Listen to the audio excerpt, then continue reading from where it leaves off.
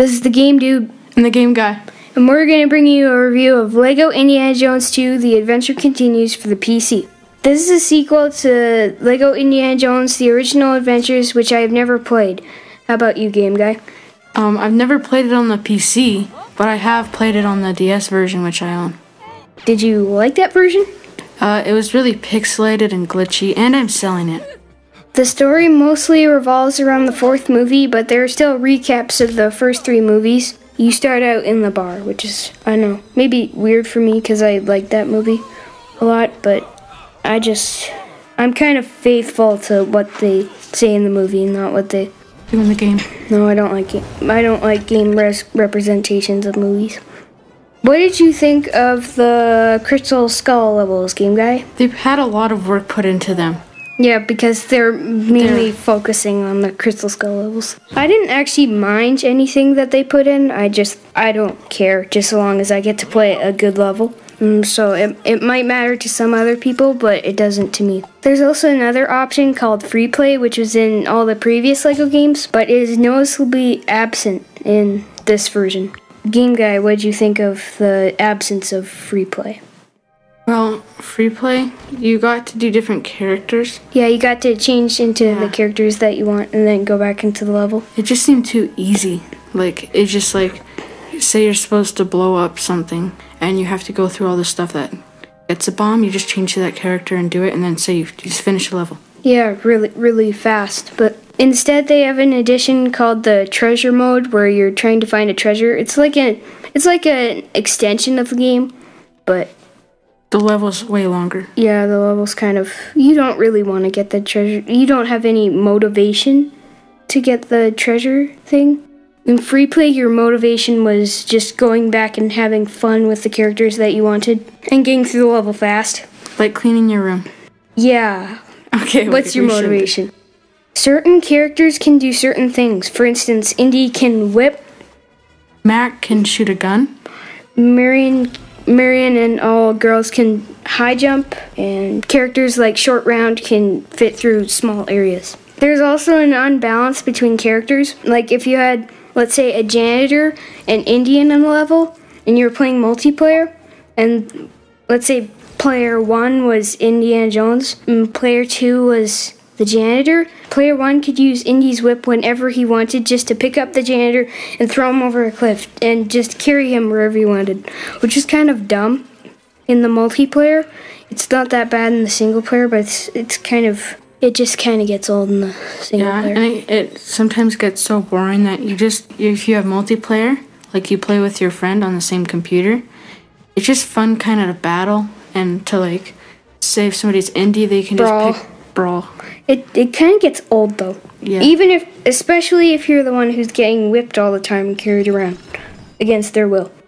There's 4 kinds of levels: brawl, where you brawl; driving, brawl where you fight; or brawl; and driving, where you drive and try and knock out enemy cars, which is just like brawling except you're in a car.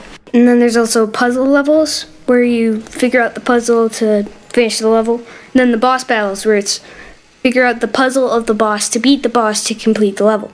So puzzle and boss are really similar, and so is driving and brawling. So I'll kind of go over the groups. The driving and brawling. On the top, they show you pictures of the things, of the cars or characters that you're supposed to knock out. Then you go and knock them out, and then the new set will come, and then a new set, and then there will be one mini boss. Sometimes it just gets repetitive. Yeah, but it is fun to drive around just because the driving levels have so many secrets. The brawling levels are just wide open, like bar fights and stuff. I like the driving levels myself. So.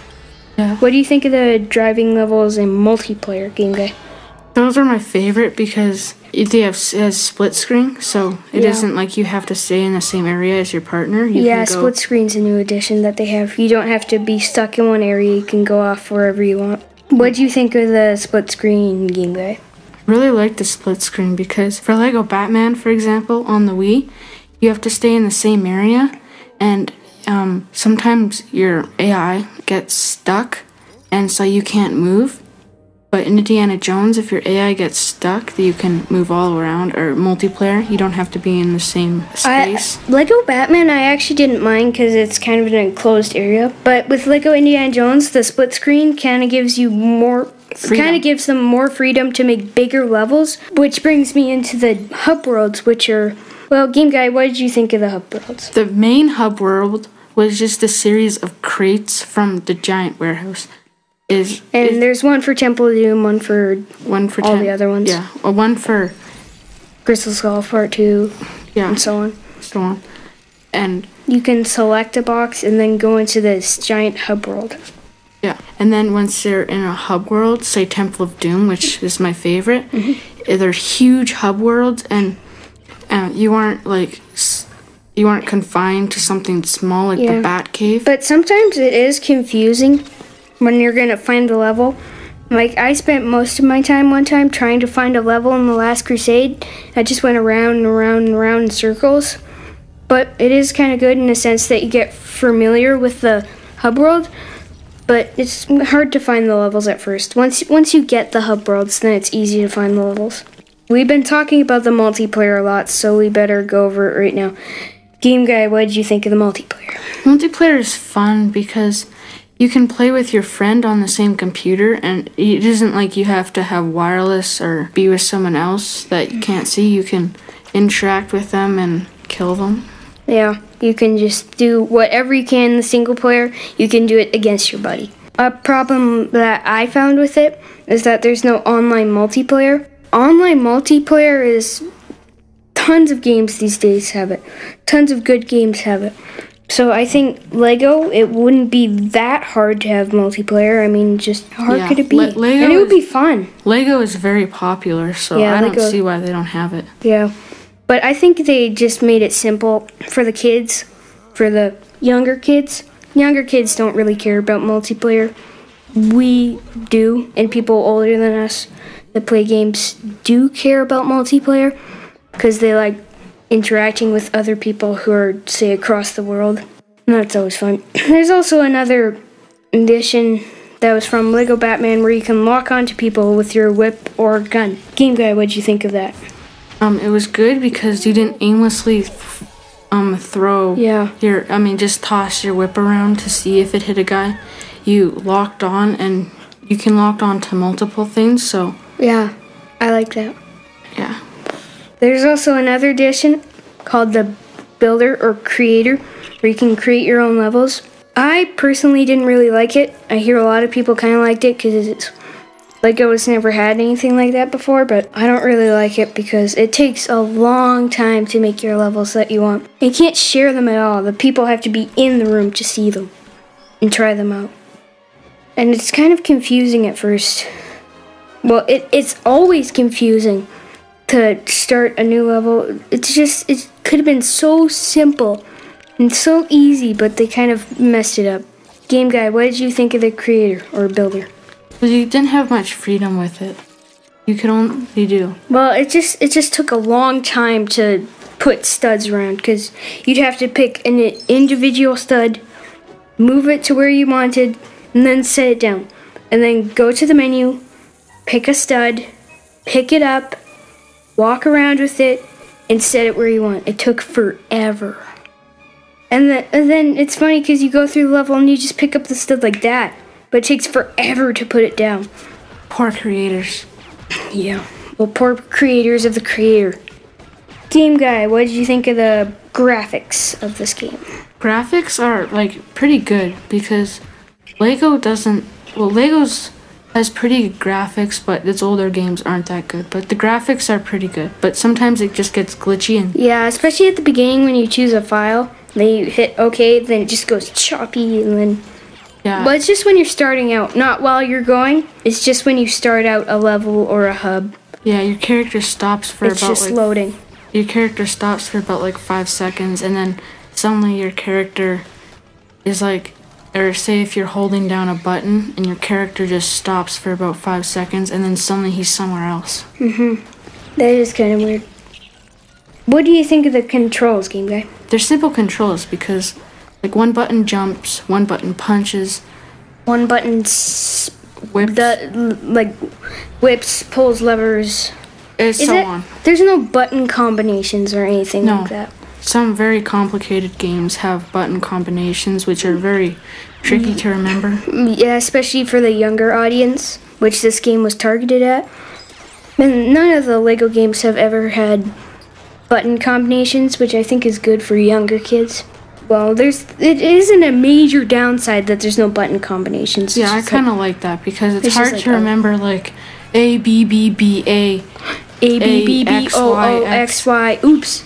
I pressed the wrong one. I have to start Now I over. died. And there's also some glitches. I think mainly the glitches that I have are because of my disc that's all scratched up. Probably why. But one of the glitches I ran into was sometimes your character will get stuck in an area and then won't be able to move. You'll try jumping out and it'll just be stuck. And with the car levels, if you're going straight into a wall and then you just sit there trying to get out, then your vehicle will turn red and then explode. Sometimes you'll get stuck in an area and it'll turn red and then it'll stop and then it'll turn red again and it'll stop and you'll be stuck there forever until you jump out. Yes, And that's kind of annoying. But Lego Indiana Jones 2 has a new feature that no other game has. When you're in a vehicle, you can back up. You can back up and jump out. You can jump out at will and run around the vehicle levels. But the only way to get from one vehicle to another, unless they've stopped, is to get in another vehicle. Actually, I like playing it multiplayer.